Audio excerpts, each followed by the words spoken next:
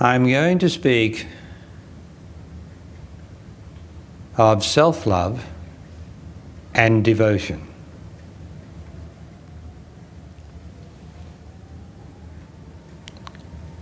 And the way I'm going to speak of self-love is not in derogatory terms, because self-love is the human condition, and you can't help but be involved in the human condition until, by grace, you rise above the human condition into another place of higher intelligence, which is only swifter intelligence.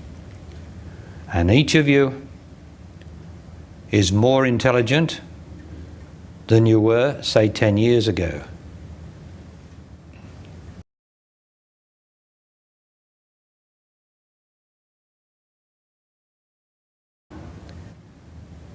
So I'm not saying that any of you is not intelligent, because you'd have to have some degree of the intelligence I'm speaking about to be here. Otherwise you would walk out. And otherwise, if everyone was intelligent as you are, then we wouldn't be able to fit everybody in the whole university, would we? But life's not like that. According to our intelligence, we attract our friends, and we attract our teachers. And as soon as our intelligence speeds up sufficiently, we leave that particular teacher and go to a teacher who is more intelligent or demonstrates a greater intelligence to our newly more swift intelligence. And so life is supposed to, by this very progression, we're supposed to be more and more intelligent. That's the whole purpose of life. I don't know what you thought the purpose of life was, but that's the purpose of life, is to become more and more intelligent. So according to the intelligence that you are, you select a partner, you select a job, and you select a teacher. You might think that you select, but your intelligence motivates you towards a similar intelligence, or one in partnership, say, or in job, or in anything that is guaranteed to increase your intelligence if only you're intelligent enough to surrender. But so often, because of the human condition that we are, we try to fight it. And when you fight something, you take a position and you have to use force. And so as soon as you take a position, the other party or the other object also takes a position and force, and you experience the human condition, which is frustration, disappointment, and unhappiness.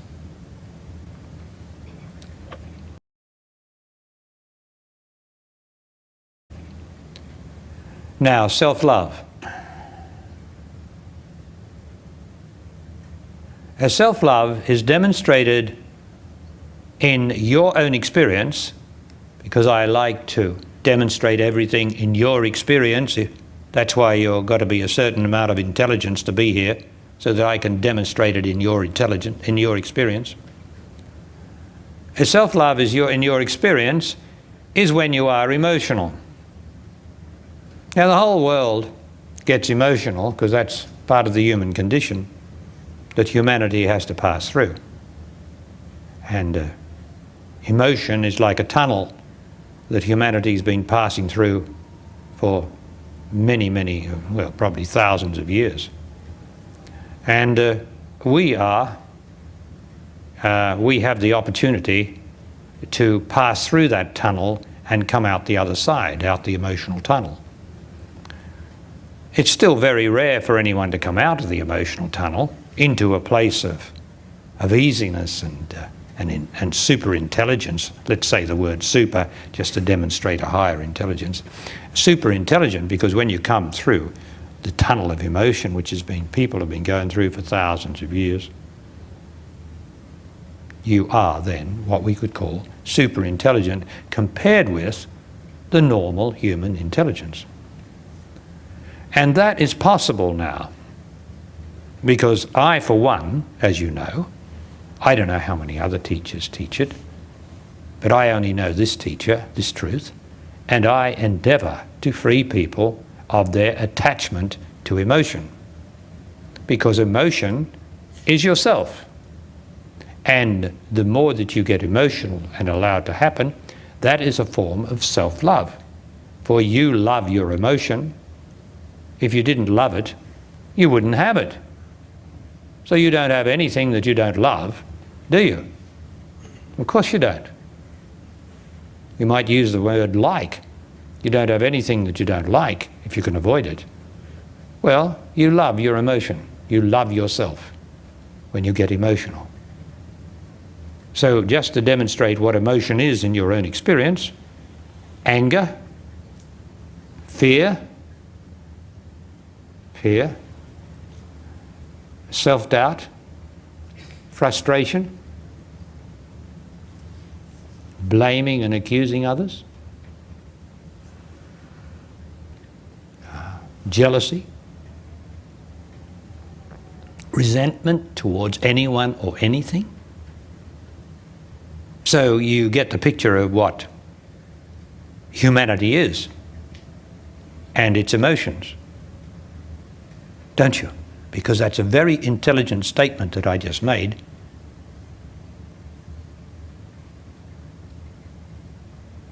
And I trust you receive it. It's not an accusation of you. It's just the way things are. And the whole purpose of being with a spiritual master, a master being someone who has realised the truth of love, life, truth, death and God, so therefore has realised the truth of everything, is to become more intelligent and to pass through the tunnel of emotion. Because it requires great intelligence to do that.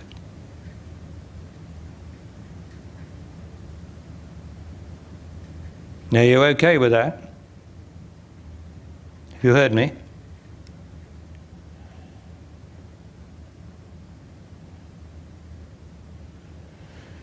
You see, your personal viewpoint doesn't matter that much.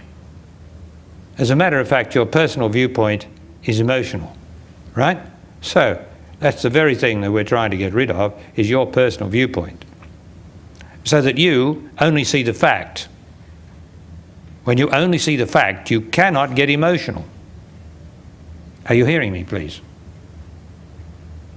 When you see the fact, that is, how a thing is, you can't get emotional about it.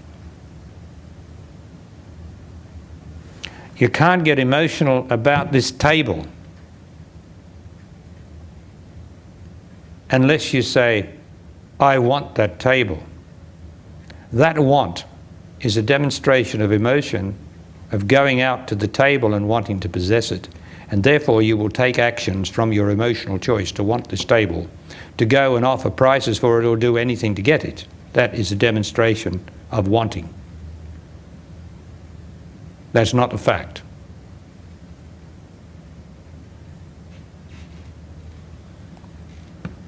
Table's not for sale. But you get the point. When you want anything, you're emotional.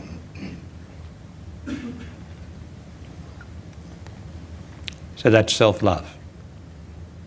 To want anything.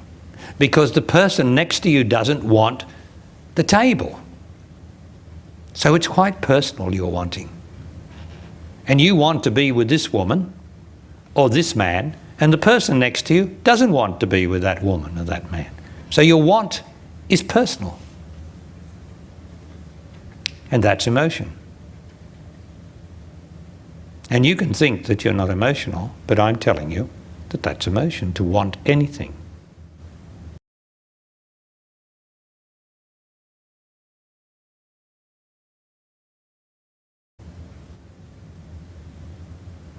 But you can do everything without wanting. That's the amazing thing. And the human race doesn't appreciate that. You can hear that from some of the questions that we get into that area. How do I operate without wanting? How do I operate without need of goals? How do I operate without setting goals for myself? Yeah. Well, you just do as you're moved to do, and do your best. You don't have to want to win a gold medal if you're an athlete and in that position. You just do your training if you're moved to do your training. If you're interested in anything, of course you train for it and you do it. You're interested because you delight in it. And then you all line up and you do what you love doing, which was your training. You must have loved it. If you didn't love it, then you're emotional about it. If you just love it, then you do your best. And if you happen to win a gold medal, you say, oh, yeah, that's good. That's good. Thank you very much. Yeah. But you didn't want it. You knew it's a prize of some recognition of the skill, the talent that you've been given by the great God. But that's all right. Thank you. That is good.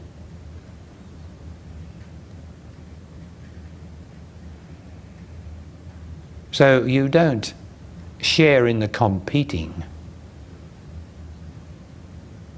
When you compete, you take a position and you exclude yourself from the others to compete in anything.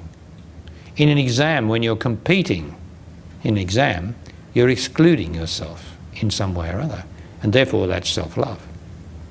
But you can do your best and see the result in the end. You see, there's no need for this stress and strain that we all go through emotionally. The stress and strain to win and gain. My goodness. Look how much you've won. Look how much you've gained. Look how much you've gained. You're pretty well. You're pretty healthy. You got enough money to last you probably a month, or you could possibly get through for 6 months. You've got a home or a house somewhere, rented accommodation, or you own it. I mean, you've done pretty well. You've probably got a motor car somewhere. And you probably have a job.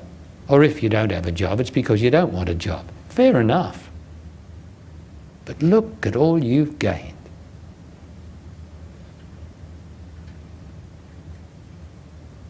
That's the beginning of breaking with self-love. To see all that I have gained, all that I have won, as it were, through just living. Without having to compete. It's just happened. Oh, I know you're the doer. We are all the doers, such as Barry Long is the doer here speaking. He's the doer of that which comes naturally. But he's the doer. You're the doer. You're the doer of your job. But the gain comes naturally. And you're the doer. But we make such a mess of having to be the doer. We get frustrated. We get unhappy with having to be the doer. But you can't stop it. You've got to be the doer. You can resign your job. That's all right. Then you can go home and worry about your money. That's doing. And then you can go looking for other work, and that's doing. Or you can go on the dole, and that's doing. And being on the dole is such boredom that's doing. Boredom is doing. You know, you and I are the doers here.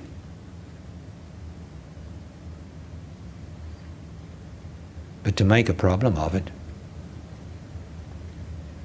makes the doer emotional. Because we're just doers here. And if you look at it very closely, it's not you who animates your body, who allows it to walk around, who allows your hair to grow, right? Who allows your skin to be replaced and healed. You have nothing to do with that. That is done by something else that doesn't compete. As a matter of fact, your emotion often competes with that healing process. And that healing process, of course, is life, which animates your body. And I can tell you now that it is life that is responsible for everything you have gained, everything that you have won. You are simply an expression of life. When you are emotional, though, and upsetting yourself and the world, you are an expression of the human condition. And you'll see that most people that you know, as well as yourself, are in the human condition to more or less degree.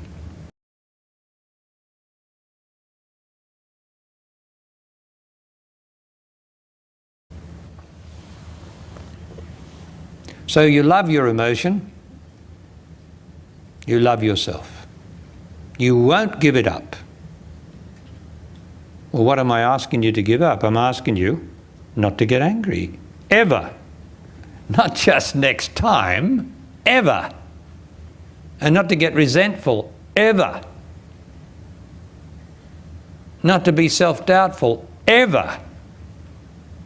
Well, of course, you can't do that. You can't jump from the human condition. You've just got to gradually shed it. And the best way to shed it in the first instance is to understand it. Because every time you are angry, it means that you want something that you can't have, you want something that someone else has that you want and can't get, or you want the impossible. So why get angry about it? Why don't you see what you can do? Look instead of thinking, because as soon as you think about it, you get more angry. And then when you think about what others have done to you, oh my God. When you lie in your bed or sit there and with associated thinking, someone reminds you of the past or something, and you think about what somebody did to you.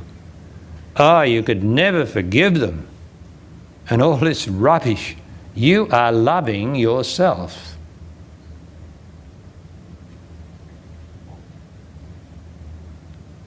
How dare you have to forgive somebody? How dare you? Why did you need to forgive them anyway? Because you were resentful. Because you blamed them for what happened to you. And what happened to you was your doing, your emotional doing. You do everything that happens to you, no matter what somebody apparently does to you. You are doing it. Because your emotion attracts the same sort of emotion in a different form. And so all you're battling with is yourself. But of course, we don't address these sort of things, do we? We're too clever, and the computer can't explain that. So self-love. And the other part of self-love is thinking. And I told you this is not a derogatory sense. I'm only showing you in self-knowledge, which leads to freedom. The other thing that we love is our memory. We really are attached to our memory in the human condition. attached, which means emotionally almost violent towards the reality of our memory. Almost violent about how it. But when we're not violent about our attachment to our memory, we just let the memory tick over, because it's ourself, you see, the memory. And so we think aimlessly. We wait at the bus stop and into this beautiful trance of associative thinking, aimless thinking. One thought leads to another, with no power, not sufficient self-knowledge to stop it and to see with the senses, which immediately stops thinking. So people write to me and ask me, how do I stop thinking? I got a tape over there about it. I say it from every angle I possibly can. You stop thinking by being in your senses. Because when you're in your senses, you can't think. I mean, do you get that? I didn't say it was easy. I said it was simple, right? When you're in your senses, you cannot think.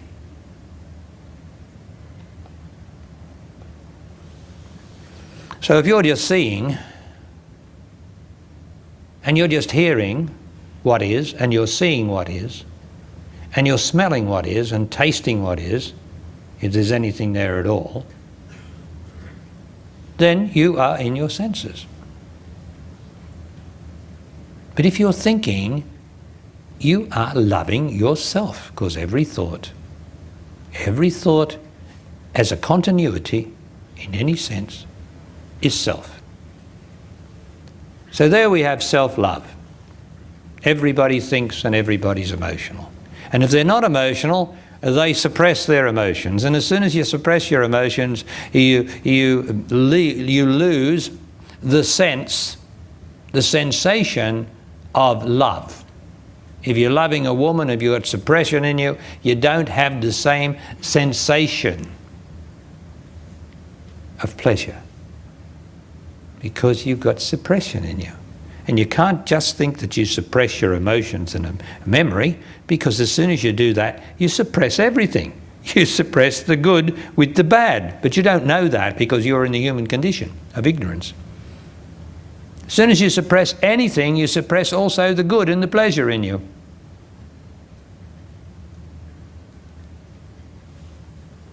And so woman, through continuously suppression, or putting up with unhappiness, loses the feeling, the sense of pleasure in her vagina to a degree. And the man loses the sense of real pleasure and then becomes just a sex machine. And a sex machine only has self-love in it and not true pleasure. So I trust you're getting the message, right? Now, devotion.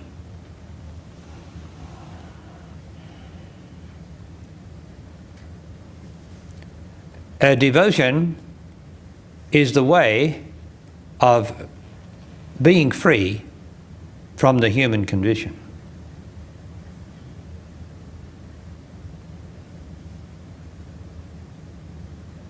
It is a surefire way, a certainty of getting free more from the human condition. Devotion. Now, if we're talking about the religious devotion, we are in the human condition. Devotion to Jesus, devotion to God, devotion, all this ceremonial stuff. Devotion. I am a devotee of Krishna. I am a devotee of Jesus, a devotee of Islam or something. You are in the human condition. That's not devotion. Devotion is love plus action. Right? devotion is love plus action. But action suggests some personal activity, doesn't it? Personal action. You take action. I take action. Personal. You're not taking action. I'm taking action. So action is a bit personal. So we could say that we say that devotion is love plus activity. Now, activity is a generic of action, and it's much better than action. Activity. Because you cannot avoid activity in this existence. So the generic is got far less self in it than action. Because we're used to taking action about everything. Everything. But activity, there's activity going on now. The generic of activity. The heart's beating. The body's breathing. The clock's ticking. Everyone imperceptibly is getting older. There's activity, a great deal of activity going on. So love, devotion is love plus activity. Now, let's translate this activity into your experience so that you can know what devotion is.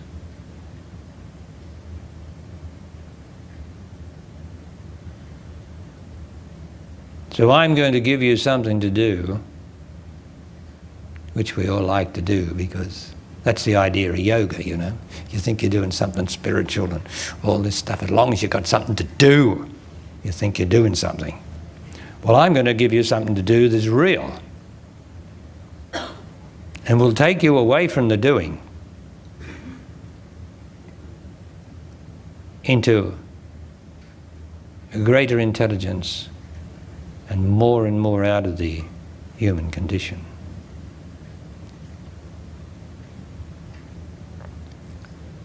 Now, first of all, to even be here, to even be in front of me now, in the vast majority of cases here, you have to have some love of something greater than yourself. A love of something greater than yourself brought you here. Although you came here, it was because of the love of something greater than yourself.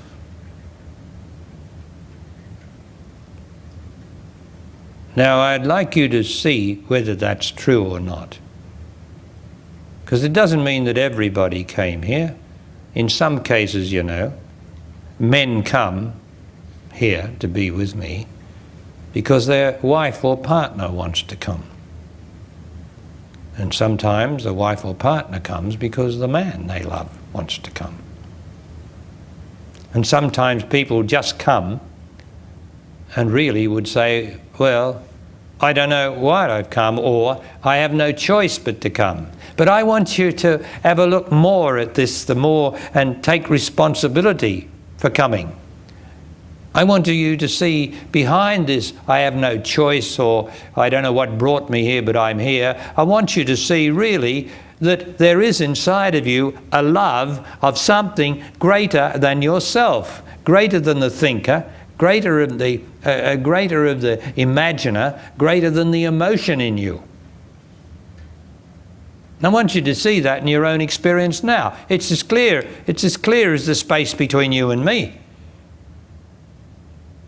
It's not that you had no choice, it's that you love something that's greater than yourself. Is that true or is that false? We've got to get down to it's either black or it's white. The whole human race loves grey. And I have no grey in my teaching, and I have no grey in myself. It's either true or it's false. Nothing in between. Now, is it true that it wasn't that you had no choice or that you just came? It's because somewhere inside that body there is a love of something greater than yourself. And the answer is yes. But then you need intelligence to see it. Even though I tell you it's there, that's not good enough. You have to see it. You're the one that has to see it. You have love of something greater than yourself in you. No matter how faint it is, the first step is to see that.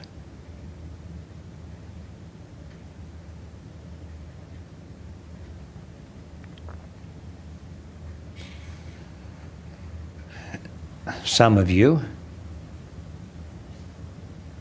have a love of this something that is greater than yourself, a greater love of that.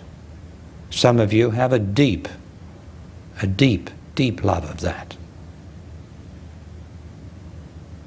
You all have this love in you, but it's a matter of what the world calls consciousness, whether you can see it or not. But I call it intelligence. Whether you've got the intelligence, the swiftness of intelligence,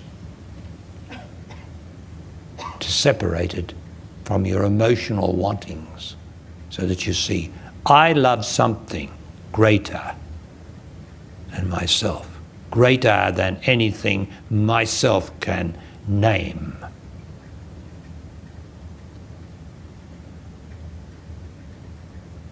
Is that true? Right. And that thing you cannot name, therefore it's nothing to speak of. And hence arises the word God, the real God. Not the Jesus God, not the Allah God, but the real God inside of you. That cannot be named because you love something that's greater than yourself. Now, but if you think, you'll lose it. But all the same, it still brought you here.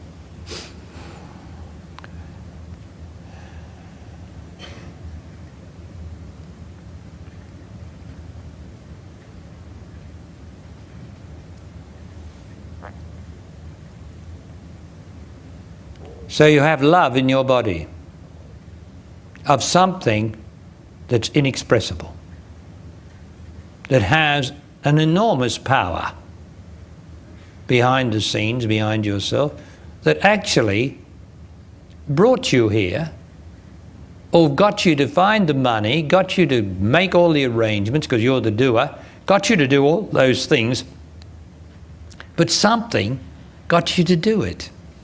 Because you don't get anything here. All you get here is the truth, and the truth can't be remembered. And so what are you doing here if you want to get something? You're not going to get anything at all. You're just going to get the exposure that you love something that is greater than yourself.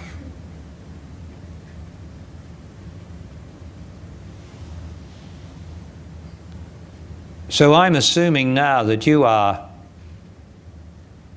the knowledge of that at this moment. Knowledge being love. Emotion being feelings. This is not a feeling. This is knowledge. Knowledge of what? I don't know. I don't know. Right. I just love it.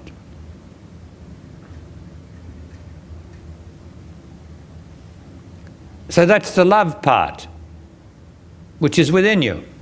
No denying it. You cannot deny it unless you really want to be ignorant of your own love. But you can't be because it brought you here.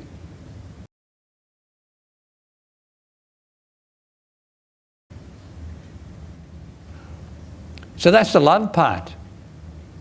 What about the activity, Barry? Because only love plus activity is devotion. And if you're not devotional, if you're not really devotional, you're just loving, and loving's not enough. You have to be devotional. And so,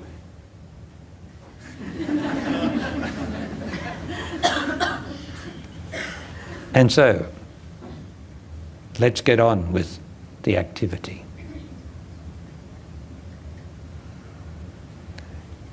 Now close the eyes, please.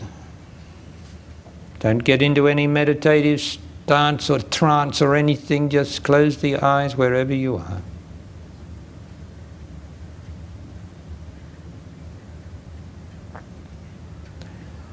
Now,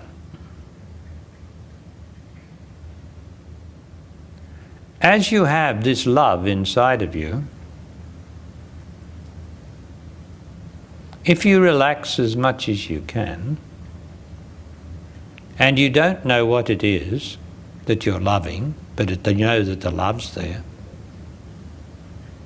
why don't you inside be truthful for what is inside of you, and without saying a word and without speaking anything, just say, I love you.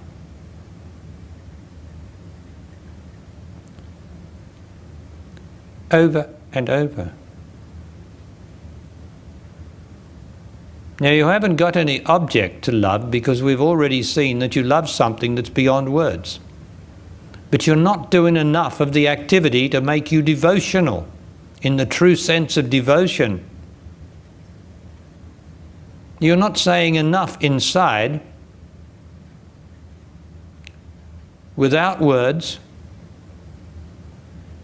without moving your throat. I love you. Thank you. I love you. Thank you. Now, in the first instance, although you're not using words, for a while you are likely to use your throat as a sort of mouthing of the words without using the tongue. I understand that, and that's all right, because that's the first thing that happens when you don't open your mouth and use your tongue to speak. The throat moves autonomously to say, I love you. But as you practice this, walking around the place, at breakfast, at bed at night, at every opportunity, I love you, without words, without saying it. You do not say it.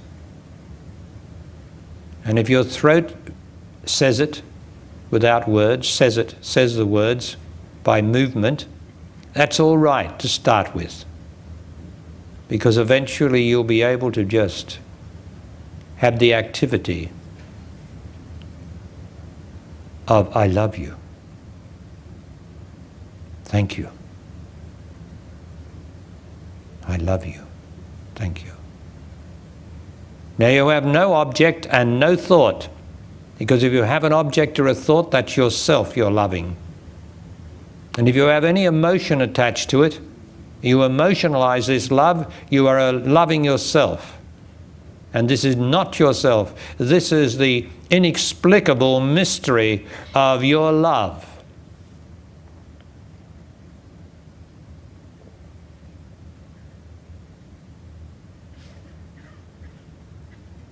Eventually, to start with, you might have this saying I love you in the throat. It might also coincide with some part of your body where it seems to be saying it. But that's only in the beginning. Eventually, the whole of what appears to be the body is saying it without words, or without any contraction in the throat. is just there. I love you. Thank you. I just love you. I don't know who you are. I don't know what you are. I don't care. I just love you. Now you have the love and you have the activity, which is devotion, the beginning of true devotion. You're not going in front of some cross, some disgraceful cross with some man in agony hanging from it, and saying you love him. You are doing this inside your own cross, which is your mind and emotions and all your false notions. You are doing this in the only place of purity where you love that which brought you here anyway. I love you. I don't know what you are and I don't care. This is all an impulse from within the whole body. I have to use the words to give you the idea of it. But the words are not it. It is the activity inside of sheer acknowledgement. Sheer, meaning straightforward, unadulterated acknowledgement of the love of something you cannot explain or wish to explain.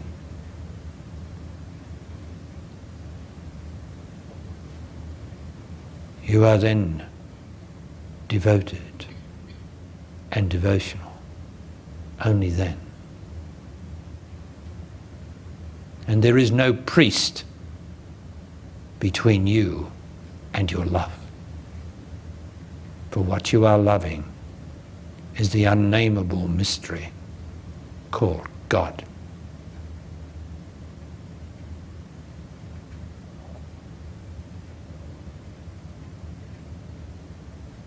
And then you will find your body saying this devotion which is beyond your mind and emotions. It might just be saying, love, love, love. It might even say, wonder, wonder, beauty, beauty. For these are all words of devotion, true devotion to that which cannot be described and is only in your experience, not in the experience of the one next to you. You are the only one, because nobody can describe it to you. It is yours and yours alone.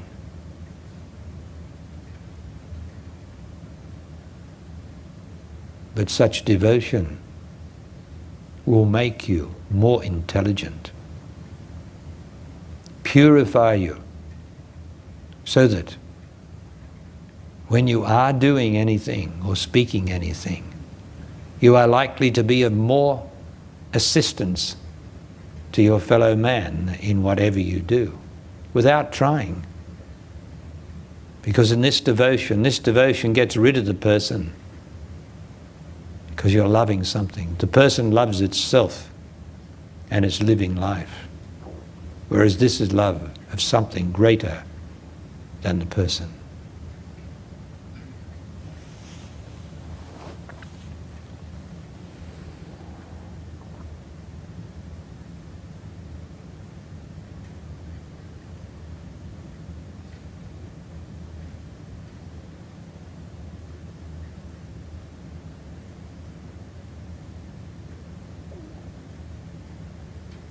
Now, don't get tired of it, and don't think that you're just acting it out.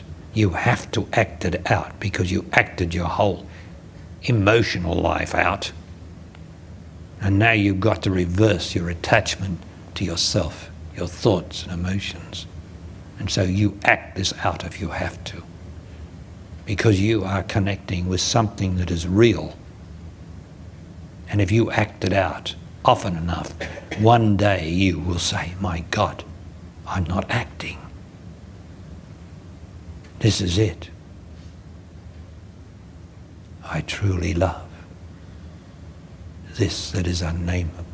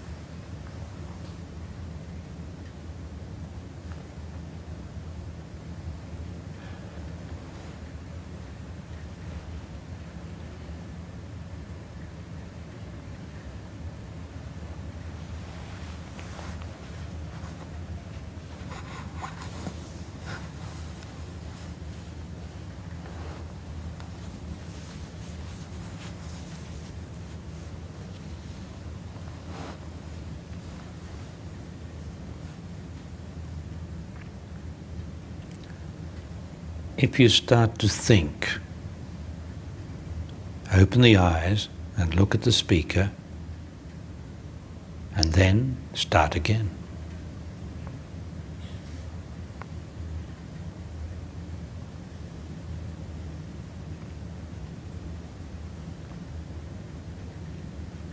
Because you have to come to your senses to be able to start.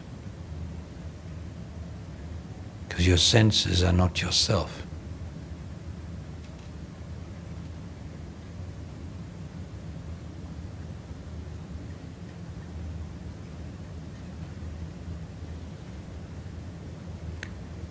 Now, still being grateful and thankful for that which cannot be named, energetically, meaning actively inside of you, open the eyes. And with the eyes open, it's very easy to do.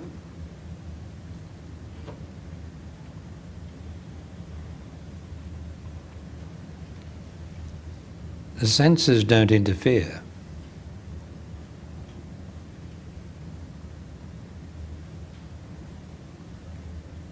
It is the mind that reacts to what the senses are seeing or hearing, and then interprets all that keeps the mind busy. And then you cannot be grateful or thankful really from this place within that I am speaking of. And you've got to be easy, because when you love something, when you're truly devotional, you're easy. There's nothing like love to make one easy. And there's certainly nothing like devotion to make one in a constant state of loving activity, which is that within. And then the more that you are able to make yourself intelligent this way, the more you can be loving in the world. But if you try to be loving in the world without loving the unnameable first and actively, it won't last. Because it's not coming from the right source. This is the love of the source. Your source, my source, the source of the whole wide earth and world. This is the loving of that.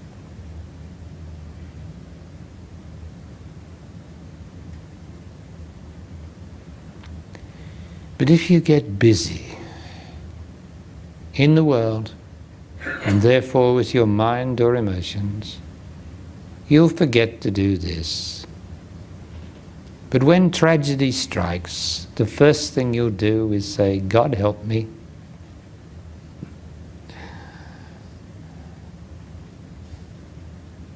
But then if you're always acknowledging God as a continuous state of activity within,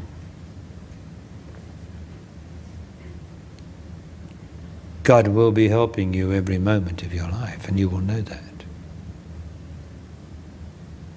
It's only our interruption of that makes us then ask God to help us.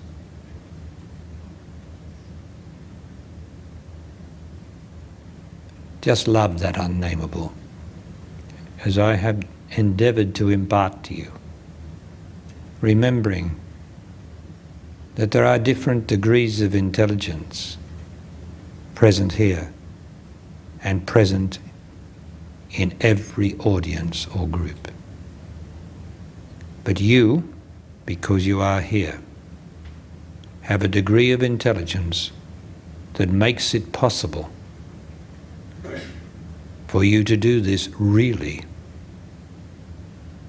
not as a forceful action, but as an easy, natural expression of your great, wonderful love of the unnameable. That is love.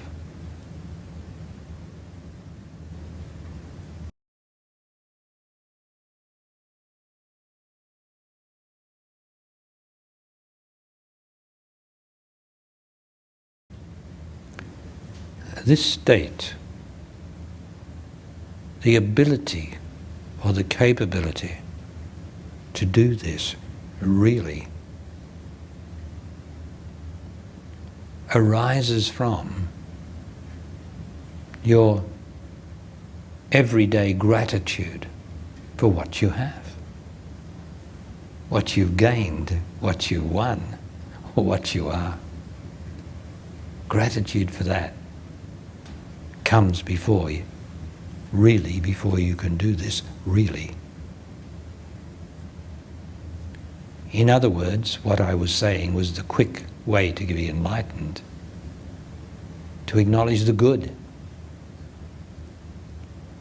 Not just the good in the flowers around you and the nature, but in the good in your life.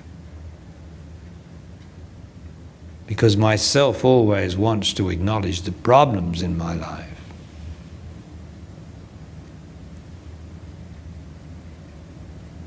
Whereas the problems are not real. They're only true for now. Whereas this is true forever. This devotional wonder of loving that which cannot be named. But of course, unintelligence, because we are so emotional in the human condition, we have, and such thoughtful people, that we have to have an object to love. We don't have the intelligence, the directness to be able to love direct, the source of love. So religions have to go through images. The images become priests between you and the unnameable. And so you have to have images which the mind will always construct in any religion. But I am not a religionist. I believe in nothing. So don't look for me for images. I ask you to be true to your love. A greater love than the love of any object that you think you love, including your children. This is the source of your love of your children. This is the source of your love of your partner. You must love the source first, before the object.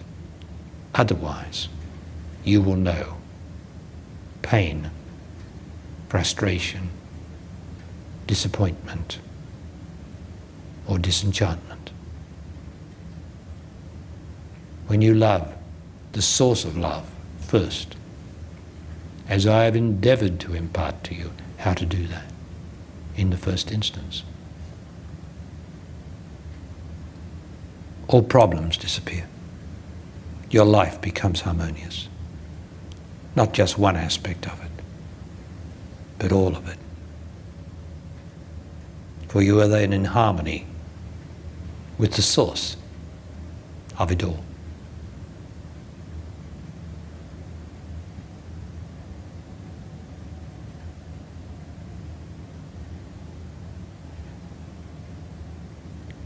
So practice this